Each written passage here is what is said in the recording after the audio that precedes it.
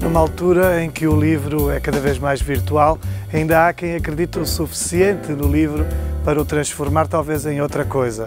Eu não sei se estamos no domínio da criatividade pura, naquela criatividade que pode levar efetivamente a um mundo melhor, ou se estamos no domínio de alguma loucura. Mas eu convidei o autor Martinho Torres, conhecido como Richard Towers, é assim que ele assina os seus livros objeto, para vir conversar comigo. Martinho, muito obrigado por vir conversar comigo. Eu que agradeço. Eu devo dizer-lhe desde logo que fico, ainda por cima, é sabido que eu sou escritor, não é?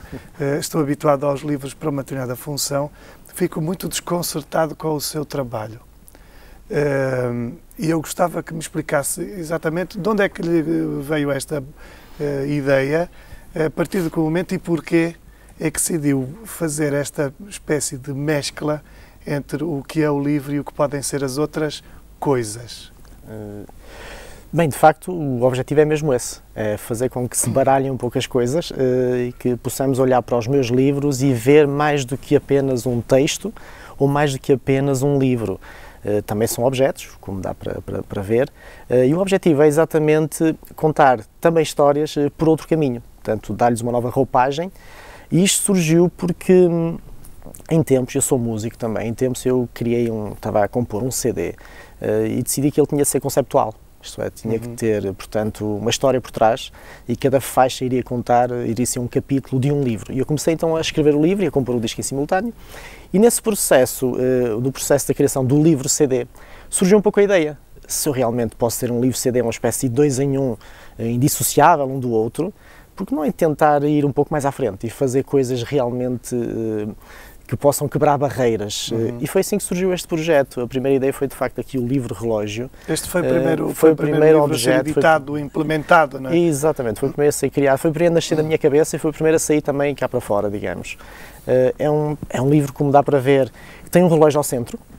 Eu dispus os números de forma circular na capa, para permitir que de facto se possa fazer uma leitura, como um relógio comum. Este relógio funciona? Funciona, ou seja, por dentro, exatamente. Na capa, na parte de trás da capa, nós podemos inclusive mudar-lhe a pilha e acertar as horas na outra roldana. E ele tem um suporte que geralmente é um marcador de livros, e esse suporte eu decidi colá-lo em cima e fazer com que ele possa ser então um suporte para pendurar o livro na parede. Portanto, ele depois da leitura, no fundo, passa a ser um relógio. É uma viagem diferente. Uma das questões que me levanta é que é sabido que neste tempo em que o livro se virtualiza, não é? Que as pessoas eventualmente começarão a ler os textos em gadgets e por isso abdicando do suporte tradicional do papel para o livro. Uma das questões que se levanta é que o livro, enquanto tal, ou o livro tradicional, vai continuar a ser apetecível apenas como documento, apenas como, eu diria quase como colecionável. O que o Richard Towers, o Martinho Torres, acaba por fazer tem que ver com dotar o livro de uma espécie de valor documental, patrimonial acrescido, ou seja, não está em causa só nós continuarmos com o livro de papel porque eventualmente ele é feito numa tiragem limitada, assinada, numerada, em papel XPTO. Exato. Aqui está em causa nós podermos de alguma forma aproveitar o livro para além da sua leitura. Neste caso, por exemplo, eu podia efetivamente pendurar isto na minha parede. Exatamente. E servir-me deste livro como o meu relógio depois de o ler. Sim. Eu tenho uma história curiosa para contar, porque é a primeira vez que alguém vende livros a pessoas que nem sequer não estão muito interessadas em ler, porque eu tive uma pessoa que de facto me comprou o livro e disse assim: ele é bonito e eu vou pendurá-lo na parede, não sei se o vou ler. E portanto é esta curiosidade. E de facto eu pensei exatamente nisso, que é, então, mas por que não darmos uma nova dimensão ao próprio livro? Porque as pessoas, de facto, vão, com certeza, com o tempo, vão desligar-se do objeto físico, que é o livro, portanto, vai acabar por acontecer em detrimento, ou melhor, a favor do novo suporte digital. E isso, eu no fundo pensei, esta é a altura para eu criar estes livros. porque se calhar daqui a 10 anos já não poderá acontecer, porque a nível gráfico já não será possível. E portanto eu tenho este projeto montado e pensado e com vários livros escritos para exatamente fazer isto dentro de um tempo que me seja permitido fazê-lo. E acha que eventualmente alguém que, por exemplo, compra este livro porque acha piada o livro poder ser um relógio de parede, Sim. acha que a pessoa que compra isto, mais tarde ou mais cedo, não terá a curiosidade de ler? Mesmo que seja alguém que nunca leu um livro na vida, não pensará, hoje vou ler o relógio.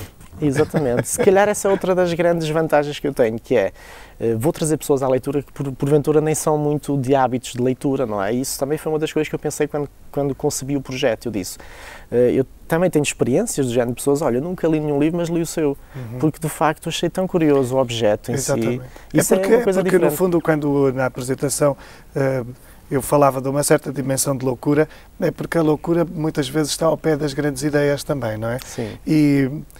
E estes objetos, estes livros objeto, acabam por ter a possibilidade de um lado lúdico que pode seduzir. Eu estava a pensar, por exemplo, o Martinho não terá aqui nada categoricamente feito para as crianças, mas não sei se aquele livro está a protestar e quer ser livro para as crianças também. Tá. Mas, Ele quer falar, eu não sei o que é que ele quer dizer, mas ele já vai falar. Mas, por exemplo, este tipo de estratégia, este tipo de ideia aplicado a livros para miúdos ia tornar o objeto lúdico e talvez muito apetecível às crianças. Não sei se... Sim, já está na minha cabeça o projeto. Já porque, de facto, vem a propósito da questão, porque, de facto, muita gente já me falou dessa outra perspectiva. O livro enquanto objeto que, por exemplo, um miúdo quererá ter no quarto pendurado, sendo também um livro, portanto, só falta mesmo eu conseguir narrar histórias para crianças e conseguir metê-las dentro desse livro. E, no fundo, o projeto será um pouco este, até porque eu tenho a patente registada deste projeto, portanto, estes livros, no fundo, é a primeira vez que estão a ser criados com este formato e eu posso exatamente fazer os vários modelos que me apetecer, porque sou o detentor, digamos, dessa criação. Mas como é que é a implementação disto? Porque eu imagino às aranhas para conseguir alguém que imprima, mas que ao mesmo tempo possa estar disponível para inserir o relógio ou para fazer as caixas ou colocar o espelho no caso daquele outro livro. Isto também foi uma luta e durou algum tempo.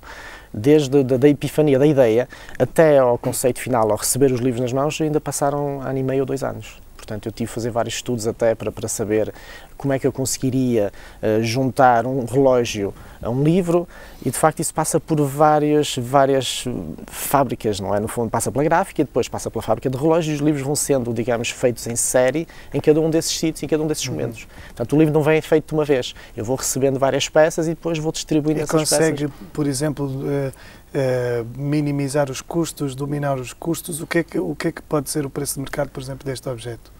Desse objeto, por exemplo, neste momento eles já estão bastante acessíveis, honestamente. Esse livro custa 12 euros. 12 euros? É bastante acessível. Achei que me ia dizer 30 euros. Não. Só para quando falamos de preço de mercado, atenção, é preciso ver uma coisa. Eles não estão no mercado neste momento porque eu mandei-os retirar por causa de uma série de problemas com a distribuição. E, portanto, neste momento, eu quando falo 12 euros... Os seus livros estavam a ser distribuídos pela Só de Livros, a Só de Livros famosamente faliu, fechou portas e os editores que trabalhavam com o seu serviço ficaram um pouco na mão. Problema. O que significa que os livros do Richard Towers estão, no fundo, entregues a si. Estão entregues a mim, exatamente. As pessoas podem adquiri-los, por exemplo, por internet ou podem exatamente. Eu tenho um contacto, tenho vários contactos, mas um deles é mesmo o e-mail, que parece-me que é o mais pessoal e o mais próximo e aquele é que eu respondo mais rapidamente, que é o Nioma Produções, que é exatamente a minha editora, chama-se Nioma. E a Nioma Produções, através desse e-mail, eu recebo as encomendas, obviamente 12 euros é o preço do livro, mas depois acresce os portos de envio, para onde quer que seja, não é? Mas de qualquer forma bastante acessível, até porque este custa, por exemplo, 15 euros e aquele outros 12. Pois, eu agora ia falar deste porque aqui há umas semanas entrevistei aqui um senhor que inventou um novo jogo, que é o Trench, que é uma espécie de derivação do xadrez. Até diria que é uma espécie de amadurecimento do xadrez, é um pouco já a minha aposta, mas é o que eu acho. E agora estava já a imaginar o Trench feito assim em livro. Acerca deste objeto, por exemplo, a elaboração das peças, como é que lhe surge a ideia? Ou, por outro lado, qual é exatamente a implicação que este texto tem com o objeto que depois ele acaba por consubstanciar? Essa é outra das vertentes do projeto. Cada livro que eu escrevo, que eu crio, nasce exatamente a partir do objeto. E, portanto, o processo de criação é este. Eu penso o livro primeiro. Portanto, será um relógio. Pensa primeiro no relógio e depois a história... E só depois é que vou escrever a história sobre o tema que tem a ver com o relógio. No caso, este é o tempo. Neste caso é o desafio, tem a ver com o jogo de xadrez e com o jogador de xadrez, e aquele tem a ver com o espelho, reflexos. Portanto, cada objeto me dá o tema. Isso é um processo que até torna mais fácil a construção das histórias. Porquê? Porque eu estou em vantagem em relação aos outros escritores. Quando eu penso, eu quero escrever um livro, ou devo escrever um livro, já sei qual o tema que vou abordar, a partir do meu objeto. E, portanto, eu crio primeiro o objeto na minha cabeça, construo visualmente e depois começo então a escrever a história sobre esse objeto. No caso do tempo, falamos de uma personagem a quem é retirada, numa primeira parte, tem 3 partes o livro. A primeira parte é uma narrativa sobre uma personagem a quem é retirada os referentes temporais, são retirados os referentes temporais, e, portanto, a vida dele transforma-se numa espécie de caos. Porque, de repente, nós nunca pensámos nisso, mas se não tivéssemos horas, seríamos estranhamente diferentes. E, portanto, a partir desse momento eu construo a narrativa à volta disso. Depois há um pequeno conto sobre a ganância humana e a forma como até comprar o tempo, ou apoderar-se o tempo, pode ser algo perverso. E, finalmente, há um pequeno ensaio de 10 páginas no final do livro sobre a natureza do tempo e as várias leituras que fiz para me inspirar para a própria escrita, não é? Mas eu fico com a sensação de que escreve muitíssimo. Há pouco antes de começarmos a gravar, estava a dizer-me que estes são os 3 objetos, os 3 livros que estão editados, disponíveis, mas que teria muitos mais escritos. Por exemplo, eu vou criando livros em função do tal objeto que me surge visualmente na minha cabeça. E tem muitas ideias Tenho guardadas muitas ideias, para imensas a edição. ideias. Estes 3 são apenas uma pequena amostra daquilo que eu tenho para editar. Eu neste momento tenho mais de 20 livros escritos, portanto, estes 3 estão no mercado, ou estão disponíveis, e os outros estão na minha cabeça. Aliás, não estão na minha cabeça, já estão no PC, digamos, e eu tenho então todo este projeto montado. Eu vou escrevendo às vezes séries de livros. Eu tenho uma série de livros sobre os elementos, terra, ar, água e fogo. Estou a escrever agora uma série sobre os 7 pecados mortais, por exemplo. E tudo isso vai-se construindo à volta desse objeto que está na minha cabeça, e, portanto, eu tenho as histórias certas para contar. Neste caso, por exemplo, é um jogador de xadrez inspirado no Karpov e no Kasparov, nos grandes campeões, e, portanto, ele anda à procura de um adversário, e esse adversário é um jogador misterioso, que teoricamente é melhor que ele, chama-se Karpin, a personagem, e a partir dessa aventura desenvolve-se então um enredo muito denso, com várias peripécias, são um bocadinho diferentes uns dos outros. Esse, de facto, parece mais clássico, até, aliás, eu inspirei-me em literatura russa clássica mesmo, o Dostoiévski, o Tolstói, enfim, esses grandes escritores russos, e estes aqui são um bocadinho mais de dimensões, um bocadinho, como é que ia dizer, do fantástico, um bocadinho, às vezes entra-se nas tais espirais de loucura. Alguma propensão mística no seu trabalho, ou não? Nem por isso, eu não sou muito dado a propensões a coisas místicas ou esse lado, mas há sempre algo de estranho, de facto, a acontecer nos livros. Cito isso a partir quando faz a relação com os elementos, com a terra, com o ar, com o fogo. Água e fogo, sim. Eu, por exemplo, para escrever esses livros, eu inspirei-me essencialmente em pontos, referências que eu tenho. Por exemplo, o Terra situa-se em África. O água, portanto, a ação decorre, tem a ver, digamos, uma metáfora para o grande dilúvio. O fogo tem a ver, portanto, com um cenário um bocadinho, os fogos e os bombeiros, enfim, uma série de situações à volta disso, não é, que nos tocam, portanto, pessoalmente. E falta-me um elemento que agora não sei qual é, a terra, o ar acontece num avião, por exemplo. Portanto, são coisas que eu vou construindo à volta desses elementos. E depois há uma história à volta também, que acaba por ser um bocado transcendente, não é? As personagens transcendem-se, há ligações entre elas, por exemplo, são 4 livros, mas eles depois têm algumas ligações. Isto é assim que eu faço as coisas, de facto. Mas e dessas ideias para novos livros que vai adiantando de alguma forma, há alguma que lhe pareça particularmente difícil de implementar? Sim, estou a trabalhar Há coisas que de alguma forma é preciso aguçar o engenho para conseguir que o objeto compareça. Eu estou neste momento a trabalhar num projeto com portanto, um mestrando em arte digital, se chama João Cabral, é uma pessoa com quem eu estou a trabalhar neste momento, e estamos a criar um livro com várias dimensões, o que é muito difícil. Eu nem sequer posso revelar muito sobre o assunto, porque estamos em processo até de patente do próprio livro, porque de facto a ideia é muito interessante e tem a ver com sensações diferentes que nós vamos transmitir através da leitura. E, portanto, eu próprio, como escritor, tive que reformular toda a escrita, todo o meu processo de escrita, e o livro em si leva muito eletrónica, porque depois vai ter uma série de gadgets, digamos, que vão sensores e tudo mais, vão disparar uma série de situações e a partir daí vai-se construir, portanto, uma história que vai ser apreendida de forma diferente por quem lê. Portanto, esse é um dos processos que está-nos a dar cabo da cabeça, estamos há 1 ano e tal a trabalhar nisso e estamos ainda a acertar alguns detalhes.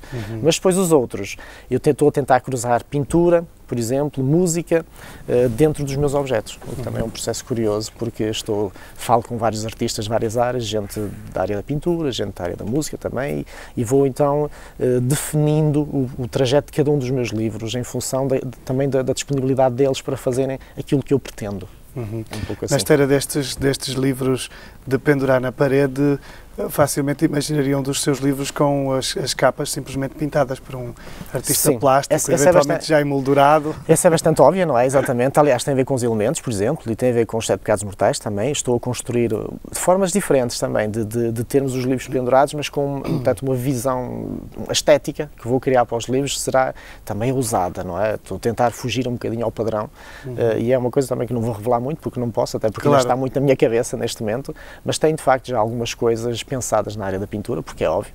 Imagina um livro como este, não é? Um livro sem título, só com uma pintura. Podemos abrir esse livro, aliás. Sim. Eu gostava de...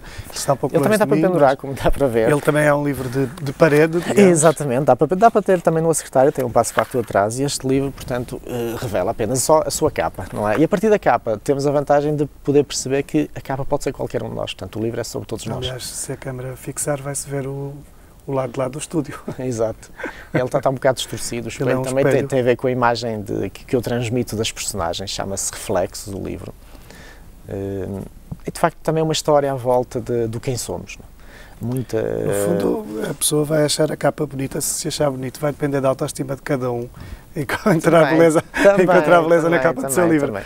Eu costumo dizer que o espelho só nos conta aquilo que a gente quer ver, também a verdade é essa, não é? E a partir do espelho a gente vai percebendo a nossa própria história, a forma como temos de olhar para o mundo também. Da forma como olhamos para nós, também olhamos para o mundo, no fundo. E é isso, o livro fala sobre isso, no fundo. Uma das questões que me suscita neste seu tipo de trabalho é que a única paralelo que eu encontro, no fundo, com esta criatividade, com esta abordagem, tem que ver um pouco com os livros de artista que fazem exatamente os artistas plásticos, não é? Aquelas espécies de cadernos de rascunho, de esboços, em que eles vão juntando, às vezes colando coisas e catalisando para dentro de um determinado volume tudo aquilo que são as suas percepções e eu não sei se o Martinho não está à espera ou se não prevê que isto não se transforme numa espécie de onda, porque eu começo a imaginar outras pessoas como o Martinho a criarem outros livros, outros objetos. Sim. E estou a imaginar as suas exposições e encontros e conspirações coletivas. À volta de livros diferentes. Mas recebe, por exemplo, costuma receber correspondência de outras pessoas que dizem gostaria também de fazer isto ou aquilo com outras ideias. Há gente que vai implementando também. Sim, já me aconteceu. Já essa ideia, portanto, do livro quadro, se é que assim podemos denominá-lo, já tive um contacto nesse sentido. Eu acho que era interessante fazer um livro desta forma ou daquela. Portanto, eu sinto-me o precursor de uma nova forma de olhar para o livro. E é exatamente isso também que eu estou a fazer, é olhar de forma diferente. E, no fundo, se fizermos a descrição dos movimentos literários, não é, que são muitos ao longo da história, quase podemos dizer que o meu enquadra-se num movimento novo, livro-objeto, no fundo, um livro novo, com formas diferentes e que chama a si o tema a partir do objeto. Também é uma forma nova de escrever. O que é curioso é perceber que isto acaba por surgir num tempo em que o livro deixa de ter corpo, não é? Em que o livro progressivamente perde o corpo, vai perdendo o corpo. E por isso o Martinho não só mantém o corpo do livro, o livro está aqui, de alguma forma, ou está classicamente aqui, mas é levado a ser outra coisa também. Eu começo a achar que, por exemplo, alguém há de começar a pensar nos clássicos e a pensar em que é que poderia transformar os maias. Basear, não é? Exatamente. Os maias. Passa-lhe isso pela cabeça de pegar, por exemplo, num clássico e atribuir-lhe um objeto e uma forma, não é?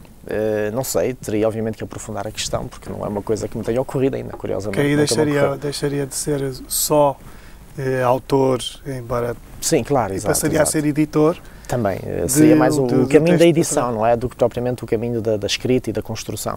Mas é uma coisa para pensar, com certeza, poderia eventualmente encontrar aí boas formas de dar também aquele trabalho que nós temos que fazer junto de novos leitores, gente jovem, essencialmente, dar-lhes uma outra forma de ver o livro também. Se calhar os mais, estou a imaginar, os mais a chegarem às escolas com uma forma diferente e os miúdos a acharem realmente piada e a lerem em função, se calhar, do que têm como objeto na mão. Se calhar também seria uma abordagem muito, muito interessante. Teria que se pensar, mas isso já acaba aos editores, não sei se a mim, mas talvez também a mim, não sei. Acho que sim, acho que sim. Martinho, estes objetos, obviamente, são excelentes para o Natal. Perfeitos. Exato. Porque são distintos, novos, não é? E tem essa dimensão do desconcertante, não é? Efetivamente, eu creio que ninguém estaria à espera, ou muito dificilmente alguém ficará à espera de receber exatamente um objeto esdrúxulo assim, não é? Um objeto quase excêntrico. Pois é. E tem essa, no fundo, eu creio que o seu trabalho acaba por ser uma aceitação da excentricidade, ou não? Sim, sem dúvida. Está habituado a que as pessoas o estranhem? Ou, sim. Aliás, eu tenho um trabalho nesta área, eu estou com este projeto há quase 2 anos e tenho um trabalho imenso pela frente, que é o trabalho de divulgá-lo, de fazer com que as pessoas percebam onde é que eu quero chegar com isto, e por isso estou a fazê-lo neste momento em escolas, pelo país inteiro, essencialmente, bibliotecas também municipais, enfim, os espaços próprios para se fazer esta divulgação, para falar com as pessoas e mostrar os meus livros, porque de facto eles não falam, por si só eles não dizem muito e tem que haver alguém que seja o porta-voz deles e portanto eu sou o porta-voz mais indicado para falar do que faço e para falar daquilo que criei. E nesse momento eu vou chegando a todas as pessoas e toda a gente vai ficando surpreendido também. Isto afinal realmente é muito novo e muito diferente e um pouco louco, sem dúvida. Eu costumo dizer que sou um pouco louco, sem dúvida, porque aqui é um trabalho que eu assumi de corpo inteiro, isto é, eu faço praticamente tudo e estou neste momento dedicado apenas à divulgação do meu trabalho, o que também é bastante arriscado e arrojado, não é? Sendo de facto algo num país como o nosso, no fundo, sendo algo tão difícil de se fazer, que é viver da literatura, eu consigo, através deste meu trabalho, desta minha diferença, marcar alguns pontos. Neste momento estou a percorrer o país, tenho muitas escolas marcadas e continuo a marcar e a aceitar agendamentos vários a este nível. Ok, ótimo. Martinho Torres ou Richard Towers, muito obrigado por ter vindo conversar connosco. Sim. Eu é que agradeço, sem dúvida.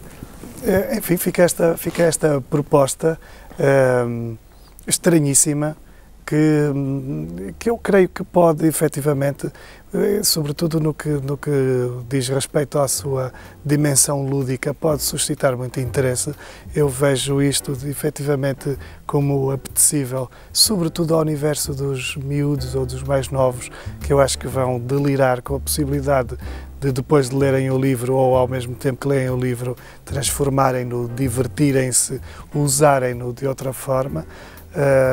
E por isso é uma sugestão, fica uma primeira sugestão para o Natal que aí vem. Quero agradecer-lhe o facto de ter estado aí desse lado, hoje que foi a primeira vez ou a primeira emissão que gravamos em estúdio e que de alguma forma me levanta outra vez desafios acerca disto que é ter aceito um dia apresentar programas de televisão. Muito obrigado por ter estado aí, procure no Facebook a minha página oficial para ir sabendo quem são os próximos convidados do nosso programa e até para a semana.